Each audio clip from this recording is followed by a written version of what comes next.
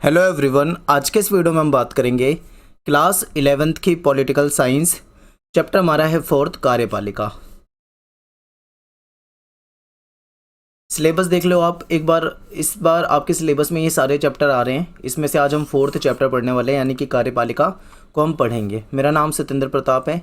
आपको कुछ डाउट हो तो आप मुझे मैसेज कर सकते हैं। एकलव्य स्टडी पॉइंट मेरा यूज़र नेम है। सरकार के देखिए 3 प्रमुख अंग होते हैं जिसके द्वारा सरकार चलती है। तो इसमें एक होता है विधायिका, एक होता है कार्यपालिका और एक होता है न्यायपालिका। देखिए विधायिका का काम क्या होता है? विधायिका का काम होता है देश के लिए कानून बनाना, पॉलिसी बनाना, ठीक है, जनता के कल्याण के लिए नई नई नीतियां बनाना। ये तो होता है विधायिका का काम। विधायिका क्या करती है? पॉलिसी बना देती है। फिर उस पॉलिसी को लागू करवाने का काम किसका होता है? कार्यपालिका का। और इस चैप्टर में हम क्या पढ़ने वाले हैं? कार्यपालिका, यानी कि जो विधायिका ने जो कानून बना दिए या फिर विधायिका ने जो पॉलिसी बना दी उसको लागू करवाएगी कौन? कार्यपालिका।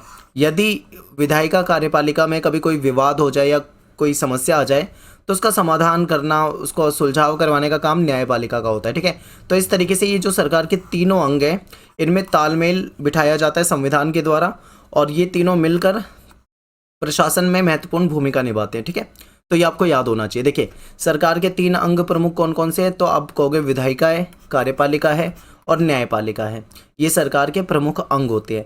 ये तीनों अंग मिलकर शासन का कार्य करते हैं। इन तीनों अंगों के द्वारा ही शासन किया जाता है और जन कल्याण यानी कि जनता के कल्याण के लिए, जनता के फायदे के लिए महत्वपूर्ण योगदान देते हैं ये, ठीक है। अब देखिए जैसे जनता के नज़रिए से देखिए क्या होगा। मान लीजिए आप हो जनता, ठीक है। आपके लिए विधायिका, यानी विधायिका में कौन होंगे? आपके वो नेता होंगे जिनको आपने वोट देकर जिताया है। यानी आपके इसमें एमपी हो जाएंगे, आपके एमएलए वगैरह हो जाएंगे, ठीक है। ये सब आपके द्वारा चुने हुए नेता ही आपके लिए पॉलिसी बनाएंगे।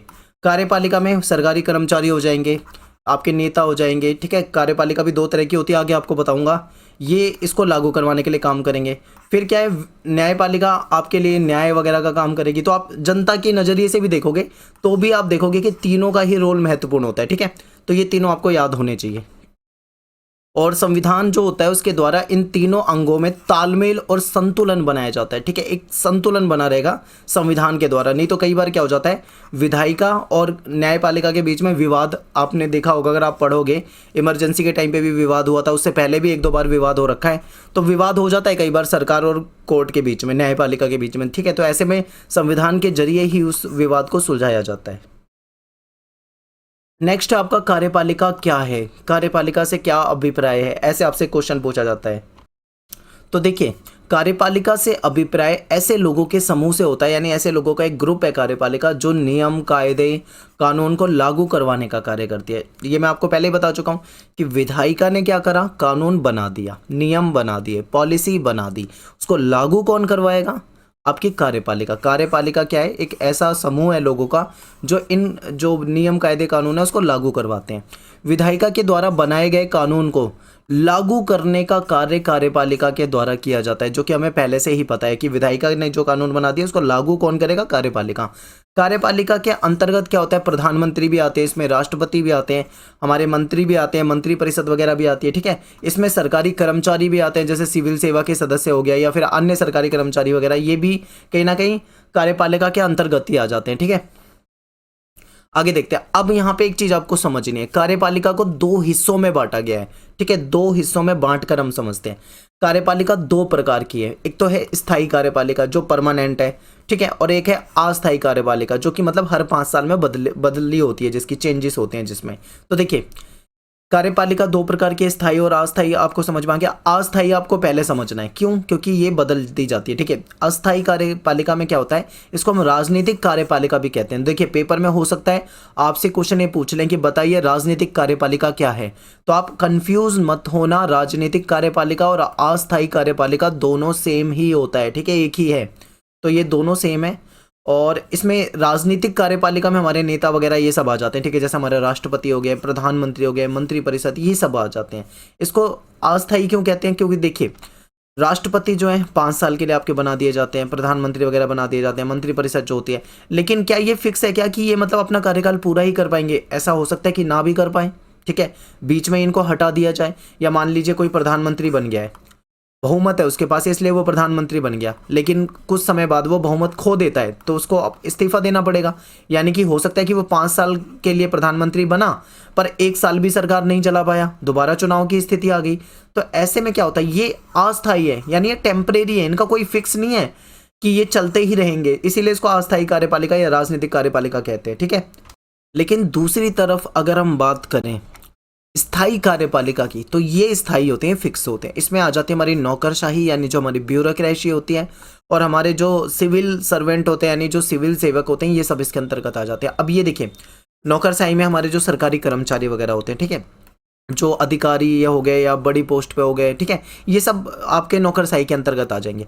अब यहाँ पे एक चीज़ समझिए, मान लीजिए कोई भी सरकारी नौकरी में जाता है, तो उसका क्या होता है, एक फिक्स रिटायरमेंट की एज होती है कि भाई इतने साल के बाद 60 साल, या हर नौकरी का अलग है भाई, 60 साल, 58 साल, कुछ जैसे फौज वगैरह की नौकरी होती है उसमें तो कम भी होता है, ठीक है। तो मतलब एक फिक्स होता है कि इस एज तक इनको नौकरी करनी है।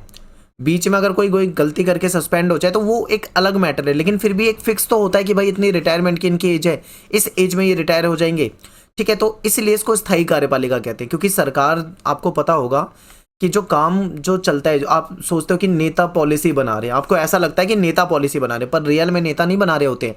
नेता के हेल्प करने के लिए कौन होते हैं, यही सरकारी कर्मचारी होते हैं, जो, क्योंकि नेता तो आपको पता है नेता अनपढ़ भी होते हैं, ठीक है। नेता ऐसे भी हो सकते हैं जिनको कुछ पढ़ना भी ना आता हो, क्योंकि नेता बनने के लिए तो कोई क्वालिफिकेशन की जरूरत होती नहीं है, लेकिन यहाँ पे ब्यूरोक्रेसी में आने के लिए क्वालिफिकेशन की जरूरत होती है, समझ रहे हो। तो कहने का मतलब ये है कि ये जो होते हैं, ये इन नेताओं की हेल्प करते हैं। आप देखोगे कि नेता के आगे पीछे आप कई बड़े बड़े अधिकारियों को देखोगे, क्योंकि वो उनकी हेल्प के लिए होते हैं, ठीक है, ये उनकी हेल्प करते हैं, तब जाके पॉलिसी वगैरह बनती है। तो आप ये कह सकते हो कि कहीं ना कहीं जो नौकरशाही है या जो सिविल सेवक होते हैं, इनका बहुत महत्वपूर्ण योगदान होता है। तो इस तरीके से कार्य चलता है। तो कार्यपालिका जो है 2 हिस्सों में आपको इसको बांट के आपको इसको पढ़ना है, इसको समझना है, ठीक है। अब थोड़ा सा ना हम इन दोनों के बीच में अंतर देखते हैं। कई बार पता है आपके पेपर में ऐसा क्वेश्चन आ जाता है कि बताइए राजनीतिक कार्यपालिका और स्थायी कार्यपालिका में क्या अंतर है, या फिर यहाँ पे राजनीतिक की जगह में यहाँ पे आपको अस्थायी कार्यपालिका या फिर स्थायी कार्यपालिका में क्या अंतर है, ऐसे भी लिख सकता था, तो कैसे भी पूछ सकते हैं, ठीक है। तो अब समझिए, जो चीज़ मैं आपको बता रहा था ना, यहाँ आपकी क्लियर हो जाएगी। देखिए, जो अस्थायी कार्यपालिका है, ये क्या होता है, आपको पता है हमारे नेता जो है 5 वर्ष के लिए चुने जाते हैं, ठीक है। 5 वर्ष उनका कार्यकाल फिक्स चलेगा नहीं चलेगा उसकी भी कोई गारंटी नहीं, हो सकता है कि भाई बीच में ही सरकार गिर जाए, ठीक है, तो ये भी हो सकता है। समय से पहले हटाया जा सकता है, याद रखिए, समय से पहले इनको हटाया जा सकता है। 5 साल के कार्यकाल के लिए कोई सरकार आई, लेकिन जरूरी नहीं है 5 साल चल पाए, हो सकता है 1 साल या 2 साल में ही टूट जाए, गिर जाए, बिखर जाए, ठीक है, बहुमत खो दे, ऐसा हो सकता है। और अपने कार्यों में निपुण नहीं होते, क्यों, क्योंकि आपको पता है नेता जो होते हैं उसके लिए कोई क्वालिफिकेशन नहीं है कि भाई इतना पढ़ा होना चाहिए, कोई टेस्ट देके कोई पास होके तो आ नहीं रहे ये तो चुनाव लड़ते हैं और जीतते हैं, आ जाते हैं। इसमें आप नेता में देखोगे कोई क्रिमिनल भी आ सकता है, ठीक है, नेता बन जाते हैं, क्रिमिनल वगैरह भी आप देखोगे, कईयों पे केस चल रहे हैं फिर भी वो नेता बन जाते हैं। और पढ़े लिखे भी देखोगे, कुछ नेता बहुत पढ़े लिखे होते हैं भाई, बहुत अच्छे से पढ़े लिखे, विदेशों से पढ़ के आए होते हैं।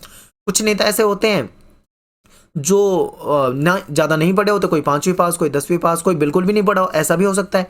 तो देखिए, यहाँ पे कहने का मतलब है कि ये निपुण नहीं होते, तो ये अस्थायी कार्यपालिका की विशेषता है। लेकिन यहीं पे मैं बात करूं अगर स्थायी कार्यपालिका की, तो ये क्या होता है, ये रिटायरमेंट की आयु तक, यानी जो इनकी रिटायरमेंट की एज है तब तक ये कार्य करते हैं, अपने कार्यों में दक्ष और निपुण होते हैं, क्योंकि ये पढ़े लिखे होते हैं, एग्जाम पास करके आए होते हैं, ठीक है, इनकी ट्रेनिंग होती है और इनको नॉलेज होती है, ज्ञान होता है, तो ये दक्ष होते हैं, यानी एक्सपर्ट होते हैं, निपुण होते हैं। बिल्कुल दक्ष और निपुण होने के कारण ही ये राजनीतिक कार्यपालिका की मदद करते हैं। मैंने आपको बताया था ना अभी कि जो नेता होता है, जो पॉलिसी बनाता है, आपको ऐसा लगता है नेता पॉलिसी बना रहा है, नहीं, वो नेता के नीचे पॉलिसी बनाने वाले यही होते हैं, ठीक है, इनको लागू करवाने का सारा जो काम है वो इन्हीं का होता है। तो इस तरीके से अस्थायी और स्थायी कार्यपालिका के बीच में डिफरेंस आपको पता होना चाहिए, पेपर में बहुत आता है, ठीक है। अब देखो, जो देश है ना दुनिया भर में, विभिन्न देश, अगर हम उनके बीच में बात करें तो विभिन्न देशों में कार्यपालिका जो होती है वो अलग अलग तरह की होती है। जरूरी नहीं है कि जैसी कार्यपालिका भारत में है वैसी ही कार्यपालिका दूसरे देशों में भी हो, नहीं। अमेरिका में अलग तरह का सिस्टम हो सकता है कार्यपालिका का, ब्रिटेन में अलग तरह का हो सकता है, ठीक है, ऑस्ट्रेलिया में अलग मिलेगा, भारत में अलग मिलेगा, श्रीलंका में अलग मिलेगा, नेपाल में अलग मिलेगा, भूटान में अलग मिलेगा। तो कहने का मतलब यह है कि कार्यपालिका जो होती है दुनिया के अलग अलग देशों में अलग अलग तरह की होती है।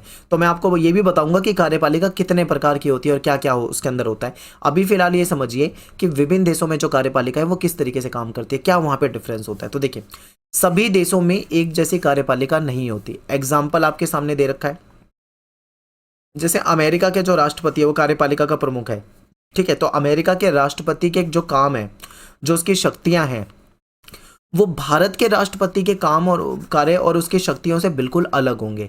यानी भारत की कार्यपालिका और अमेरिका की कार्यपालिका में आपको डिफरेंस देखने को मिलेगा, ठीक है। इसी प्रकार अगर हम बात करें ब्रिटेन की महारानी के जो कार्य होंगे, जो शक्तियां होंगी, वो भूटान के राजा से बिल्कुल भिन्न होगी। ये एग्जाम्पल दे रखा है, कंपेयर कर रखा है कि यूएसए में अलग सिस्टम है, इंडिया में अलग सिस्टम है, ब्रिटेन में अलग सिस्टम है, भूटान में अलग सिस्टम है। तो यही आपको समझाया जा रहा है, ठीक है। यानी अलग अलग देशों में कार्यपालिका जो होती है वो अलग अलग प्रकार से होती है, अलग अलग उनकी शक्तियां होती है, अलग अलग उनके कार्य होते हैं। अब यहाँ पे कुछ देशों के एग्जाम्पल है, देखिए जैसे अमेरिका जो है, यहाँ पे अध्यक्षात्मक व्यवस्था है। अध्यक्षात्मक व्यवस्था है इसलिए यहाँ पे जो शक्तियां हैं वो किसके पास होती है? प्रेसिडेंट के पास होती है, यानी राष्ट्रपति के पास होती है। कनाडा की बात करें तो यहाँ पे संसदीय लोकतंत्र है और यहाँ पे संवैधानिक राजतंत्र है। इससे क्या होता है, यहाँ पे जो महारानी एलिजाबेथ द्वितीय है वो राज्य की प्रधान है, और प्रधानमंत्री जो होता है वो सरकार का प्रधान होता है। यानी यहाँ पे जो कनाडा में जो सरकार है, सरकार का जो प्रधान होगा वो होगा यहाँ पे प्रधानमंत्री, यानी प्राइम मिनिस्टर, ठीक है। लेकिन यहाँ पे जो राज्य की प्रधान होगी वो वहाँ की क्या हो जाएंगी? महारानी हो जाएंगी। तो इस तरीके से वहाँ की कार्यपालिका कनाडा का बिल्कुल डिफरेंस है सिस्टम। और फ्रांस की बात करें तो यहाँ पे राष्ट्रपति और प्रधानमंत्री जो है अर्ध अध्यक्षात्मक व्यवस्था के हिस्से हैं। मैं आपको ये एक्सप्लेन करूंगा आगे कि अध्यक्षात्मक क्या होता है, अर्ध अध्यक्षात्मक क्या होता है, ठीक है, संसदीय क्या होता है, ये तीनों ही समझाऊंगा ताकि आपको अच्छे समझ में आए। अभी तो बस आप इतना याद रखो कि अमेरिका में अलग है, कनाडा में अलग सिस्टम है, फ्रांस में अलग सिस्टम है, ठीक है। तो फ्रांस के जो राष्ट्रपति, प्रधानमंत्री और अन्य मंत्री की नियुक्ति करता है। फ्रांस में राष्ट्रपति जो है वो प्रधानमंत्री और अन्य मंत्रियों की नियुक्ति करता है। उन्हें पद से हटा नहीं सकता क्योंकि वे संसद के प्रति जिम्मेदार होते हैं, ठीक है। नियुक्ति करने का काम होता है, जैसे भारत में क्या है, राष्ट्रपति, भारत का राष्ट्रपति प्रधानमंत्री की नियुक्ति करता है, ठीक है। और ऐसे थोड़ी कर देगा राष्ट्रपति, किसी को भी बना देगा, नहीं, बहुमत दल वाले नेता को, ठीक है, इस तरीके से। तो ऐसे ही वहां पे अलग सिस्टम है, भारत में अलग सिस्टम है। तो यही आपको बताया जा रहा है। जापान का देखो, जापान में फिर डिफरेंस आपको मिलेगा। जापान में क्या है? संसदीय व्यवस्था है। इसमें राजा जो है वो देश का और प्रधानमंत्री सरकार का प्रधान है। राजा देश का प्रधान हो गया और प्रधानमंत्री सरकार का प्रधान हो गया। इटली में एक संसदीय व्यवस्था है, इसमें राष्ट्रपति देश का और प्रधानमंत्री सरकार का प्रधान होता है, ठीक है। तो आपको कहीं कहने का मतलब ये है, कहीं पे आपको देखने को मिलेगा कि जो प्रेसिडेंट है, जो राष्ट्रपति है, उसको ज्यादा शक्तियां मिली है किसी देश में, प्राइम मिनिस्टर को कम मिली है। तो कहीं पे आप देखोगे कि प्राइम मिनिस्टर को ज्यादा शक्तियां मिली हुई है, राष्ट्रपति को कम मिली हुई है। कहीं पे राजा रानी वाला सिस्टम भी है, ठीक है। तो अलग अलग सिस्टम है। रूस की बात करें तो यहाँ पे एक अर्ध अध्यक्षात्मक व्यवस्था है। यहाँ पे राष्ट्रपति जो होता है वो देश का प्रधान होता है, राष्ट्रपति द्वारा नियुक्त प्रधानमंत्री सरकार का प्रधान होता है। जर्मनी की बात करें तो यहाँ पे संसदीय व्यवस्था है, इसमें राष्ट्रपति देश का नाम मात्र का प्रधान है और चांसलर मेन होता है। तो यहाँ पे आपको समझ में आया कि हर देश में जो कार्यपालिका का सिस्टम है ना, वो बिल्कुल अलग है, एक दूसरे से बिल्कुल अलग है, ठीक है। कहीं पे प्रेसिडेंट को ज्यादा पावर है, कहीं पे प्राइम मिनिस्टर को ज्यादा पावर है, यानी कहीं पे राष्ट्रपति को ज्यादा शक्तियां दी गई है तो कहीं पे आपको प्रधानमंत्री को ज्यादा दी गई है, ठीक है। आगे देखते हैं कार्यपालिका जो होती है वो कितने प्रकार की होती है। देखिए मेनली कार्यपालिका जो है वो 3 प्रकार की है। इन तीनों प्रकार के बारे में आपको पता होना चाहिए क्योंकि पेपर में आता है, ठीक है। तो सबसे पहले बात करते हैं अध्यक्षात्मक। एक तो अध्यक्षात्मक प्रणाली होती है, एक होती है अर्ध अध्यक्षात्मक प्रणाली और एक होती है संसदात्मक, या इसको संसदीय कार्यपालिका भी कह सकते हैं हम, ठीक है। तो ये आपको समझ में आया। आगे देखते हैं, अब थोड़ा सा और डिटेल में समझते हैं। तो देखिए सबसे पहले बात कर लेते हैं संसदात्मक, यानी जहां पे संसद वाला सिस्टम होता है, संसदीय सिस्टम, ठीक है। तो इसमें क्या होता है, देखिए सरकार का जो प्रमुख होता है वो प्रधानमंत्री होता है। आमतौर पे ज्यादातर क्या होता है, सरकार का जो हेड होगा वो प्राइम मिनिस्टर होगा, ठीक है। भारत में भी अगर आप देखोगे तो भारत में भी जो मेन पावर जो होती है वो प्राइम मिनिस्टर के पास ही होती है, ठीक है, इंडिया के अंदर भी। फिर इसमें क्या होता है, देखिए संसदीय व्यवस्था में विधायिका में बहुमत वाले दल का नेता होता है, यानी जो प्राइम मिनिस्टर होता है वो विधायिका में बहुमत दल वाले, जो बहुमत वाला दल होता है उसी का प्रमुख नेता होता है, जैसे भारत के अंदर भी है। फिर विधायिका के प्रति वो जवाबदेह भी होता है, ये है। तो इसे क्या बोलेंगे, संसदात्मक या संसदीय कार्य प्रणाली, ठीक है, या कार्यपालिका आप ऐसे कह सकते हो। अब बात करेंगे यहाँ पे अर्ध अध्यक्षात्मक कार्यपालिका की। तो राष्ट्रपति जो है वो देश का प्रमुख होता है यहाँ पे, ठीक है। यहाँ पे राष्ट्रपति क्या है, देश का प्रमुख है, यानी मेन जो यहाँ पे है वो राष्ट्रपति है। यहाँ पे प्रधानमंत्री जो होता है वो सरकार का प्रमुख होता है, यानी सरकार के लिए प्रधानमंत्री हो गया और देश के लिए प्रेसिडेंट हो गया, राष्ट्रपति हो गया। इसको अर्ध अध्यक्षात्मक कार्यपालिका कहते हैं। प्रधानमंत्री और उसका मंत्री परिषद विधायिका के प्रति जवाबदेह होता है यहाँ पे। और तीसरा आपका सिस्टम था वो था अध्यक्षात्मक, ठीक है। अध्यक्षात्मक में क्या होता है इसे समझिए। यहाँ पे राष्ट्रपति देश का प्रमुख होता है, राष्ट्रपति ही सरकार का प्रमुख होता है।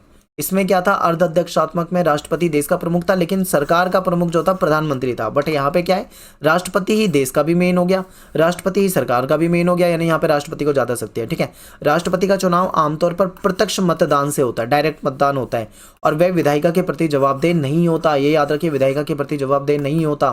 तो ये सिस्टम है। तो 3 प्रकार की हमारी कार्यपालिका होती है, और इन्हीं के अकॉर्डिंग दुनिया भर में शासन चलता है। तो आपने यहाँ पे अब वापस से अगर आप इस वाले स्लाइड को देखोगे तो आपको दिखेगा कहीं पे अध्यक्षात्मक व्यवस्था है, तो कहीं पे अर्ध अध्यक्षात्मक व्यवस्था है। ठीक है। तो कहीं पे आपको संसदीय व्यवस्था देखने को मिल रही है। तो दुनिया भर के देशों में यही कार्यपालिका वाला सिस्टम चलता है। ठीक है।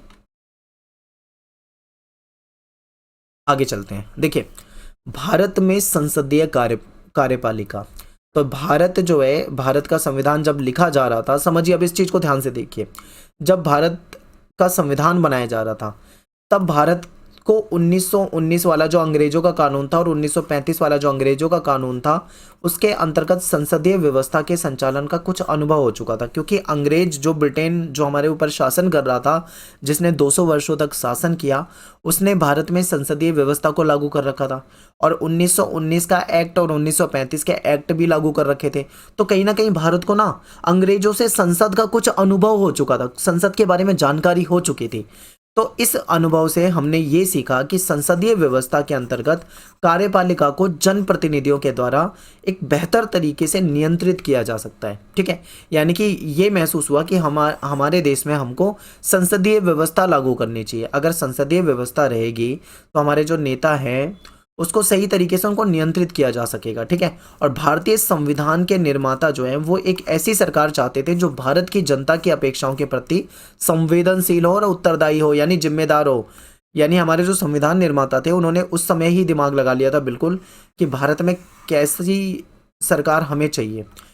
इसीलिए उन्होंने यहाँ पे संसदीय व्यवस्था को लागू करा, और वो चाहते थे कि यहाँ की ऐसी सरकार हो जो जनता के प्रति जवाबदेह हो, जनता के प्रति संवेदनशील हो। ठीक है। आगे देखिए, संसदीय कार्यपालिका की जगह दूसरा विकल्प था अध्यक्षात्मक सरकार का। यानी अगर मान लो हम संसदीय व्यवस्था नहीं रखते, संसदीय कार्यपालिका को नहीं अपनाते, तो हमारे पास एक ऑप्शन था अध्यक्षात्मक सरकार का। हम इसको रख सकते थे, लेकिन इसमें कुछ कमी थी। क्या कमी थी देखिए, लेकिन अध्यक्षात्मक कार्यपालिका जो होती है इसमें मुख्य कार्यकारी के रूप में राष्ट्रपति होता है। यानी यहाँ पे राष्ट्रपति को ज़्यादा शक्तियाँ मिल जाती हैं और उसे सभी शक्तियों का स्रोत मानती है। यानी अगर हम ये अध्यक्षात्मक वाली व्यवस्था को अपना लेते तो हमारे यहाँ पे सारी जो शक्तियाँ थी वो राष्ट्रपति के पास चली जाती और राष्ट्रपति ही मेन हो जाता। तो इसमें क्या होता है, व्यक्ति पूजा का खतरा बन जाता है। व्यक्ति पूजा का मतलब क्या है, मान लो राष्ट्रपति ही हमारे देश में मेन हो तो कहीं ना कहीं राष्ट्रपति के इर्द गिर्द ही सभी रहेंगे। ठीक है। तो ये व्यवस्था जो है कहीं ना कहीं एक आदमी पे केंद्रित हो जाएगी, जो कि एक सही व्यवस्था भारत के लिए तो नहीं हो सकती बिल्कुल भी, क्योंकि भारत की जो सिचुएशन है वो अलग है। दुनिया के देशों में कहीं पे ये व्यवस्था होगी, वहां पे अलग अलग हालात होंगे। तो कहने का मतलब है कि ये ऑप्शन हो सकता था, बट ये उतना अच्छा ऑप्शन नहीं था। अब देखो, संविधान निर्माता जो संविधान बनाने वाले थे वो ऐसी सरकार चाह रहे थे जिसमें एक शक्तिशाली कार्यपालिका तो हो, यानी कार्यपालिका ताकतवर हो, जो विधायिका कानून बनाए उसको लागू करने में बिल्कुल दक्ष तरीके से उसको लागू कर सके, लेकिन साथ साथ उसमें व्यक्ति पूजा का जो खतरा होता है उस पर रोक लग जाए।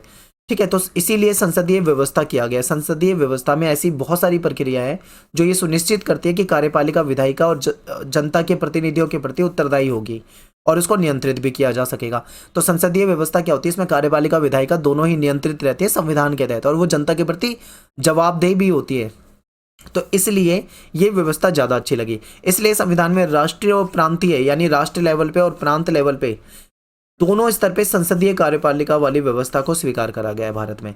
और इस व्यवस्था के अंतर्गत क्या होता है, राष्ट्रपति होते हैं। भारत के जो औपचारिक राष्ट्रपति जो होते हैं वो, हमारे यहाँ पे राष्ट्रपति का पद तो है लेकिन वो औपचारिक प्रधान है, यानी नाम मात्र के हैं। जो मेन पावर होती है वो किसके पास होती है, असली शक्ति प्रधानमंत्री के पास और उसकी जो कैबिनेट होती है उसके पास। ठीक है। राष्ट्रीय स्तर पे यही सरकार चलाते हैं। भारत के संविधान में औपचारिक रूप से संघ की कार्यपालिका की जो शक्तियां हैं वो राष्ट्रपति को दी गई है। अब यहाँ पे औपचारिक या फिर आप इसको नाम मात्र की शक्तियां कह सकते हो। ठीक है। मेन जो हमारे यहाँ पे कार्यपालिका राष्ट्रपति को ही माना जाता है, लेकिन उसके पास जो ताकत है वो प्रधानमंत्री से कम है। प्रधानमंत्री ही मेन है हमारे यहाँ पे, ठीक है। लेकिन वास्तव में देखें तो प्रधानमंत्री के नेतृत्व में बनी जो मंत्री परिषद है उसके माध्यम से ही राष्ट्रपति शक्तियों का प्रयोग कर सकता है। यानी राष्ट्रपति को शक्तियां तो मिली हुई है, लेकिन वो प्रयोग कैसे करेगा? प्रधानमंत्री और मंत्री परिषद के अनुसार। राष्ट्रपति 5 वर्ष के लिए चुना जाता है और राष्ट्रपति पद के लिए सीधे जनता के द्वारा निर्वाचन हमारे यहाँ पे नहीं होता है, क्योंकि आपको मैंने चुनाव प्रणाली वाला जो चैप्टर पढ़ाया था वहाँ पे मैंने आपको बताया था कि हमारे यहाँ पे 2 प्रकार की चुनाव प्रणाली होती है। एक तो वो आपका जो एकल संक्रमणीय मत प्रणाली थी, और दूसरी आपकी जो ज़्यादा वोट पाता था वो जीत जाता था, ठीक है। तो ये 2 तरह की बताई थी मैंने आपको, सर्वाधिक मत पे जीत वाली और एक ये तो हमारे यहाँ पे जो राज्यसभा के चुनाव होते हैं, ठीक है, राज्यसभा के चुनाव हो गए या विधान परिषद के चुनाव हो गए या राष्ट्रपति के चुनाव हो गए, वो इसी तरीके से होते हैं, एकल संक्रमणीय वाले, यानी कि डायरेक्ट जनता से नहीं होता, हमारे द्वारा चुने हुए प्रतिनिधि करते हैं, ठीक है। क्लियर है? आगे देखते हैं। राष्ट्रपति का निर्वाचन अप्रत्यक्ष तरीके से हमारे यहाँ पे होता है। इसका अर्थ ये होगा कि राष्ट्रपति के निर्वाचन में जो हम आम नागरिक जो होते हैं वो सीधा नहीं भाग लेते, बल्कि हमारे द्वारा जो विधायक बनाए जाते हैं, जो सांसद बनाए जाते हैं, वो चुनते हैं। और इसका चुनाव किससे होता है? समानुपातिक प्रतिनिधित्व प्रणाली या फिर एकल संक्रमणीय मत सिद्धांत के अनुसार होता है, ठीक है। केवल संसद ही राष्ट्रपति को और एक चीज ये बहुत इंपॉर्टेंट है, ये हो सकता है आपके 1 मार्क्स में आए। देखिए, राष्ट्रपति अगर एक बार बन गया तो राष्ट्रपति को पद से कोई हटा नहीं सकता, ठीक है। केवल एक तरीका है हटाने का, वो एक तरीका कौन सा है? महाभियोग।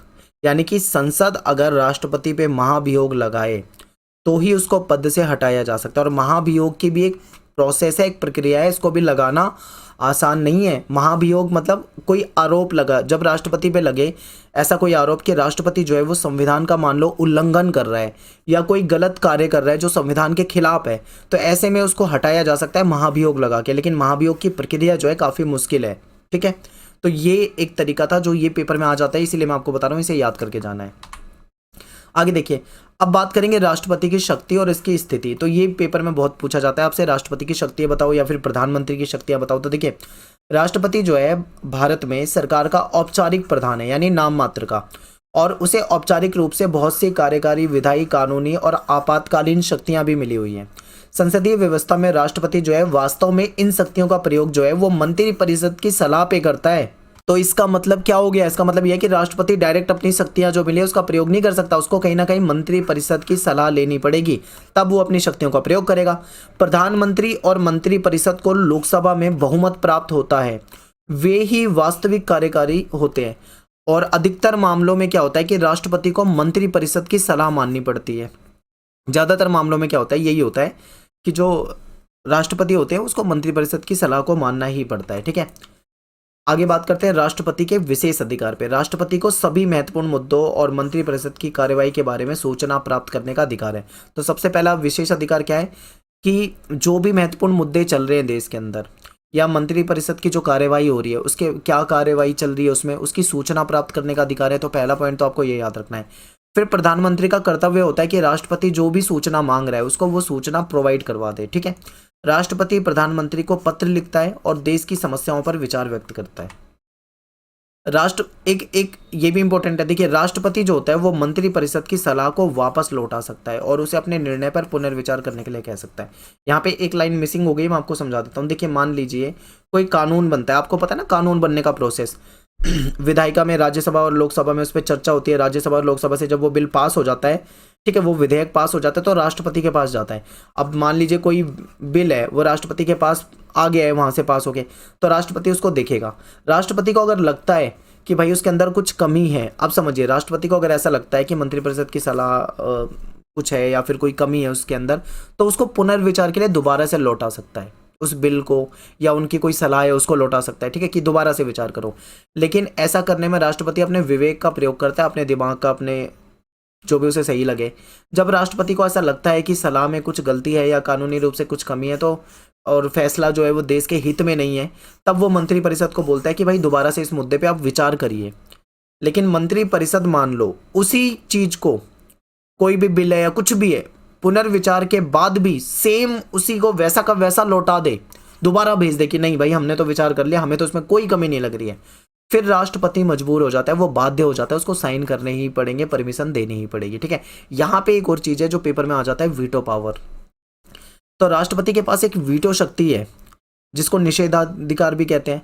इसमें क्या होता है, संसद ने कोई पारित कर दिया है किसी विधेयक को, किसी भी विधेयक को, वो धन विधेयक नहीं होना चाहिए, बस धन विधेयक को छोड़कर, और तो राष्ट्रपति क्या कर सकता है, उसको स्वीकृति देने में विलंब कर सकता है, यानी टाइम दे लगा सकता है कि उसको लेट कर दे या फिर लंबे समय तक पड़ा रहे, तो इसे वीटो पावर कहते हैं। राष्ट्रपति उसे संसद को लौटा सकता है या उस पर पुनर्विचार के लिए भी कह सकता है या उसको लंबित करके रोक सकता है, ठीक है। ये राष्ट्रपति की शक्तियां होती है।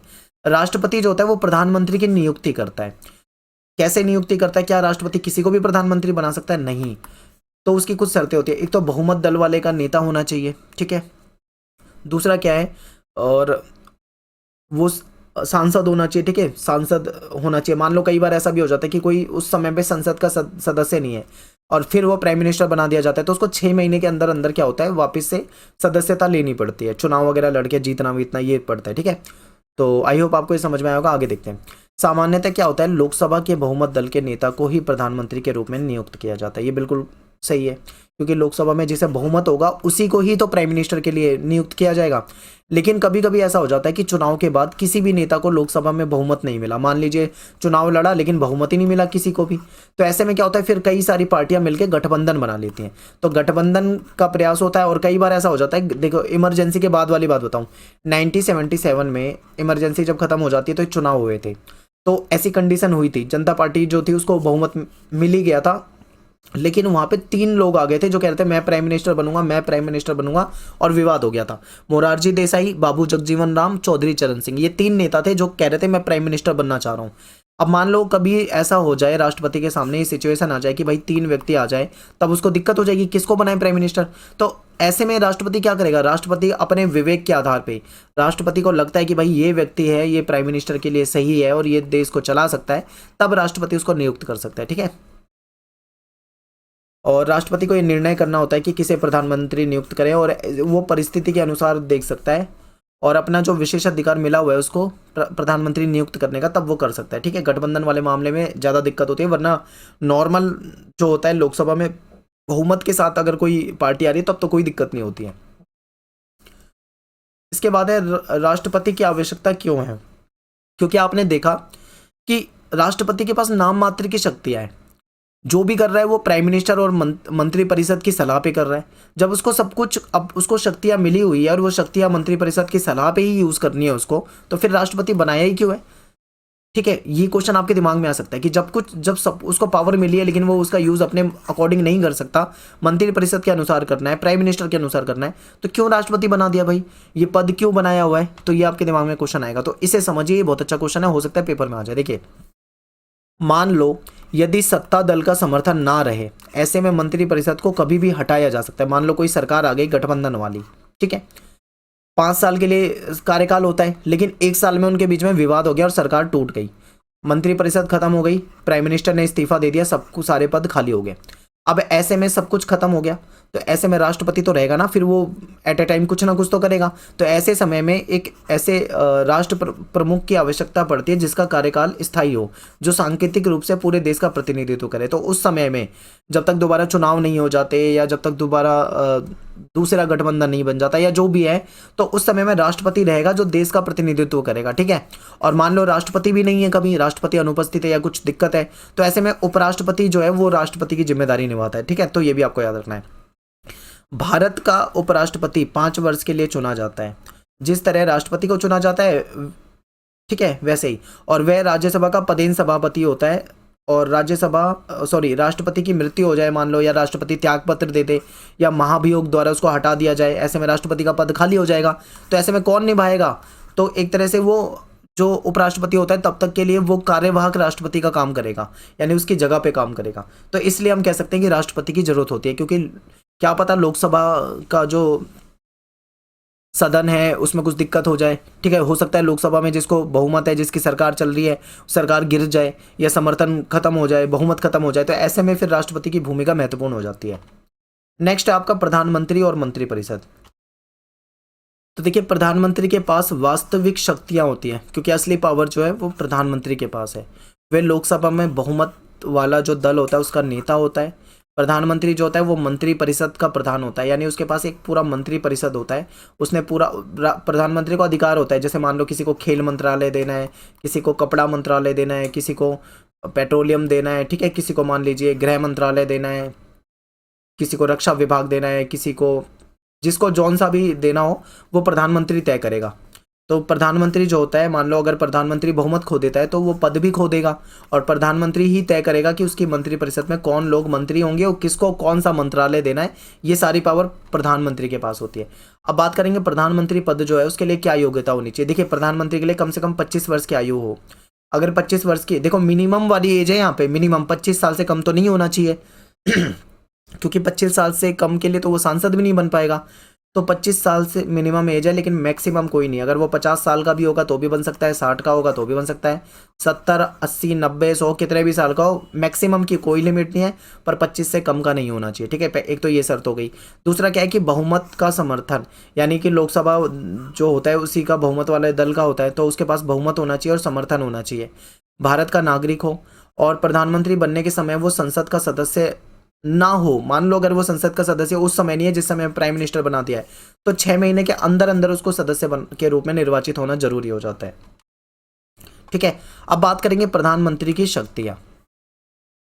प्रधानमंत्री जो है वो मंत्रालयों को आवंटन प्रधानमंत्री करता है। मैंने आपको स्टार्टिंग में ही बता दिया था कि प्रधानमंत्री के पास पूरे एक मंत्रालय होता है, तो वो डिसाइड करता है कि किसको क्या देना है। किसी को वस्त्र मंत्रालय दे दिया, किसी को रक्षा विभाग दे दिया, किसी को गृह मंत्रालय दे दिया, ठीक है, पेट्रोलियम दे दिया, किसी को खेल मंत्री बना दिया। तो ये सब कुछ डिसाइड कौन करेगा, आवंटन कौन करेगा, प्राइम मिनिस्टर करेगा।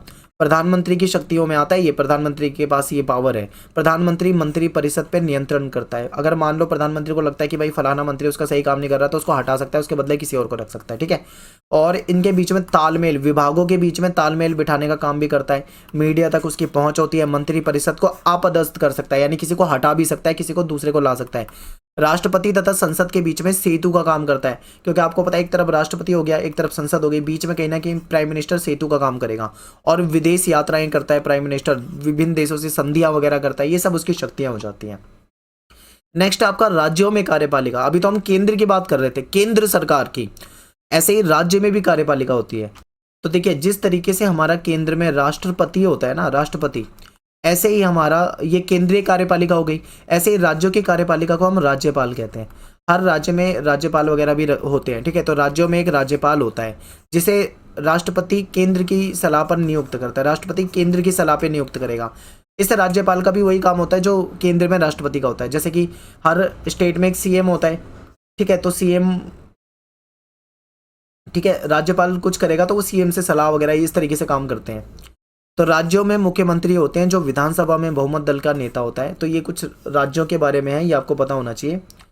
और इसके बाद है स्थायी कार्यपालिका। अभी तक तो हम अस्थायी कार्यपालिका की बात कर रहे थे, जिसमें प्राइम मिनिस्टर हो गया, हमारा प्रेसिडेंट हो गया, उसकी मंत्रिपरिषद, कैबिनेट वगैरह हो गई, यही पढ़ रहे थे हमारे नेताओं के बारे में। अब बात कर लेते हैं स्थायी कार्यपालिका, जो हमारे सरकारी कर्मचारी होते हैं, क्योंकि असली काम इनका भी होता है, ठीक है। तो शासन के कार्यकारी अंग में प्रधानमंत्री, मंत्रीगण, नौकरशाही, ये एक विशाल संगठन सम्मिलित होता है, ठीक है। सबका रोल है, यानी प्रधानमंत्री भी होगा, मंत्रिपरिषद भी होगा, नौकरशाही, सबका महत्वपूर्ण योगदान होता है। सरकार के स्थायी कर्मचारी के रूप में कार्य करने वाले जो प्रशिक्षित होते हैं, यानी इनको ट्रेन किया जाता है, ये निपुण होते हैं, एक्सपर्ट होते हैं, ठीक है। तो ये पॉलिसी बनाने में और उसको लागू करवाने में जो मंत्री होते हैं उनकी हेल्प करते हैं। संसदीय शासन में विधायिका जो है वो प्रशासन को नियंत्रित करती है। और भारत में एक दक्ष प्रशासनिक मशीनरी है, यानी कि एक पूरा नौकरशाही है, जिसमें क्या है, बड़े बड़े हमारे आईएएस, आईपीएस अधिकारी होते हैं, और भी बहुत बड़े बड़े अधिकारी होते हैं जो कि एग्जाम देकर, पास होकर, पढ़कर आए होते हैं, ठीक है। ये पढ़े लिखे होते हैं, इंटेलिजेंट होते हैं, ये फैसला लेते हैं। और ये नेताओं की हेल्प करते हैं कि किस काम में, पॉलिसी वगैरह बनवाने में, ठीक है। शासन के कार्यकारी अंग में प्रधानमंत्री, मंत्रीगण, ये स्लाइड 2 बार हो गई है। आगे देखिए, आज भारतीय नौकरशाही का स्वरूप जो है वो काफी जटिल बन गया है। अब बहुत ज्यादा जटिल हो गया है नौकरशाही जो है, ठीक है, बिल्कुल बदल गया है। इसमें क्या है, इसमें बहुत तरह के जो सर्विस वाले लोग हैं वो आ जाते हैं, जैसे अखिल भारतीय सेवाएं, प्रांतीय सेवाओं के जो कर्मचारी हैं, स्थानीय सरकार के कर्मचारी, ये ठीक है, ये सभी इसमें सम्मिलित होते हैं। हमारा जो संविधान निर्माता है वो इस चीज़ को जानते थे, उन्हें पता था कि भाई हमारे नेता जो हैं ये तो बिना क्वालिफिकेशन के भी आ सकते हैं, ऐसे में देश चलाने के लिए तो कुछ पढ़े लिखे लोग चाहिए, तो इसीलिए उन्होंने एक दक्ष प्रशासनिक मशीनरी के महत्व को जानते थे और ये सिस्टम इन्होंने बना रखा था। और ये सिविल सेवा या नौकरशाही के सदस्य को बिना किसी भेदभाव, बिना किसी, ठीक है, भेदभाव के योग्यता के आधार पर चुना जाता है इनको। और भारत सरकार के लिए सिविल सेवा के सदस्य की जो भर्ती है उसकी प्रक्रिया का काम कौन करता है? संघ लोक सेवा आयोग। ये पेपर में आया हुआ क्वेश्चन है। जो हमारा जो भारत सरकार के लिए जो सिविल सेवा, जो आईएएस वगैरह की जो तैयारी करते हैं, उनकी भर्ती के लिए काम कौन करेगा? संघ लोक सेवा आयोग करता है।